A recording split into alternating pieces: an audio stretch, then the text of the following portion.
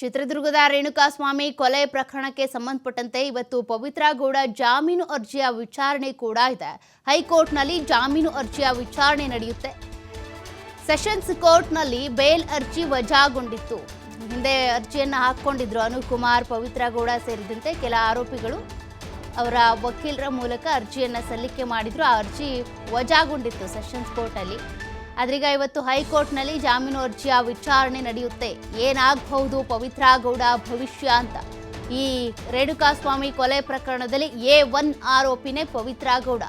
ಕೆಲವರು ಹೇಳ್ತಾರೆ ಪವಿತ್ರ ಗೌಡ ತಪ್ಪೇನಿಲ್ಲ ಅಂತ, ಇನ್ನು ಕೆಲವರು ಹೇಳ್ತಾರೆ ಪವಿತ್ರ ಗೌಡನೇ ಕುಮ್ಮಕ್ಕು ಕೊಟ್ಟಿದ್ದು ಅಂತ. ಆದರೆ ಚಾರ್ಜ್ ಶೀಟ್ನಲ್ಲಿ ಉಲ್ಲೇಖ ಆಗಿರುವ ಪ್ರಕಾರ ಮೋಟಿವ್, ಈ ಒಂದು ಕೊಲೆ ಆಗೋದಕ್ಕೆ ಮೋಟಿವ್ವೇ ಪವಿತ್ರ ಗೌಡ. ಅಂದರೆ ಈ ಮೆಸೇಜ್ಗಳು, ಅಶ್ಲೀಲವಾದಂಥ ಮೆಸೇಜ್ಗಳು ಬಂದಂಥ ಸಂದರ್ಭದಲ್ಲಿ ಅದಕ್ಕೆ ಸಂಬಂಧಪಟ್ಟಂತೆ ಕಂಪ್ಲೇಂಟ್ ಕೊಡ್ಬೋದಾಗಿತ್ತು. ಪೊಲೀಸರ ಹತ್ರ ಹೋಗಿ ತಮ್ಗೆ ಈ ರೀತಿಯಾಗಿ ಆಗ್ತಿದೆ ಸಮಸ್ಯೆ ಅಂತ ಹೇಳ್ಕೊಳ್ಬಹುದಿತ್ತು.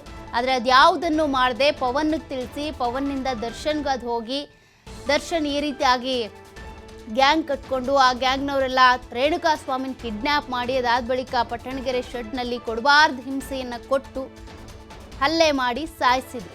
ಅದೆಲ್ಲ ಕೂಡ ಚಾರ್ಜ್ ಶೀಟಲ್ಲಿ ಉಲ್ಲೇಖ ಆಗಿರುವಂಥದ್ದು. ಆರೋಪಿಗಳಿಗಾಗಲೇ ತಪ್ಪೊಪ್ಪಿಗೆಯನ್ನು ಕೂಡ ಕೊಟ್ಟಿದ್ದಾರೆ. ಯಾರು ಏನೇ ಹೇಳ್ಬೋದು, ನೀವೇನು ನೋಡಿದ್ರ ಕೊಲೆನ, ನೀವೇನು ನೋಡಿದವ್ರಂಗೆ ಹೇಳ್ತಿರಲ್ಲ ಅಂತ. ಚಾರ್ಜ್ ಶೀಟು ಅದೇ ಅಂತಿಮ ಅಂತಲೂ ಹೇಳಲ್ಲ. ಆದರೆ ಆ ಚಾರ್ಜ್ ಶೀಟ್ನಲ್ಲಿ ಇವ್ರು ತಪ್ಪೊಪ್ಪಿಗೆನ ಒಪ್ಕೊಂಡಿದ್ದಾರೆ. ಯಾರ್ಯಾರು ಏನೇನು ಮಾಡಿದ್ರು, ಎಂತೆಂಥದ್ದು ತೊಗೊಂಡು ಹೊಡೆದ್ರು, ಹೇಗೆ ಹಲ್ಲೆ ಮಾಡಿದ್ರು, ಎಲ್ಲಿ ಹಲ್ಲೆ ಮಾಡಿದ್ರು, ಅದೆಲ್ಲ ಕೂಡ ತಪ್ಪೊಪ್ಪಿಗೆಯಲ್ಲಿ ಒಪ್ಕೊಂಡಿರೋದ್ರಿಂದ ಅವರ ತಪ್ಪೊಪ್ಪಿಗೆ ಅಂದರೆ ಸ್ವ ಇಚ್ಛಾ ಹೇಳಿಕೆ ಏನಿದೆ ಅದು ಕೂಡ ಮೇಯ್ನ್ ಆಗುತ್ತೆ. ಸದ್ಯಕ್ಕೆ ಇದೆಲ್ಲವನ್ನು ಕೂಡ ಆಧಾರವಾಗಿಟ್ಕೊಂಡು ಇವತ್ತು ಪವಿತ್ರ ಗೌಡ ಜಾಮೀನು ಅರ್ಜಿಗೆ ಸಂಬಂಧಪಟ್ಟಂತೆ ಏನು ಹೇಳ್ತಾರೆ, ವಕೀಲರು ಅವ್ರ ಪರವಾಗಿ ಏನು ವಾದ ಮಾಡ್ತಾರೆ, ಜಾಮೀನು ಬೇಕು ಅಂತಲೇ ವಾದ ಮಾಡ್ತಾರೆ, ಇನ್ನು ಸರ್ಕಾರದ ಪರವಾಗಿರುವಂಥ ವಕೀಲರು ಏನು ವಾದ ಮಾಡ್ತಾರೆ, ಅದೆಲ್ಲವೂ ಕೂಡ ಸದ್ಯಕ್ಕಿರುವಂಥ ಕುತೂಹಲನೇ. ನ್ಯಾಯಾಧೀಶರು ಯಾವ ರೀತಿಯ ತೀರ್ಪನ್ನು ಕೊಡ್ತಾರೆ ಅಂತ. ಈಗಾಗಲೇ ಸೆಷನ್ಸ್ ಕೋರ್ಟಲ್ಲೂ ಕೂಡ ಇವರ ಅರ್ಜಿ ಏನಿದೆ ವಜಾಗೊಂಡಿತ್ತು. ಇವತ್ತು ಹೈಕೋರ್ಟ್ನಲ್ಲಿ ಇದರ ಅರ್ಜಿಯ ವಿಚಾರಣೆ ನಡೀತಾ ಹೋಗುತ್ತೆ.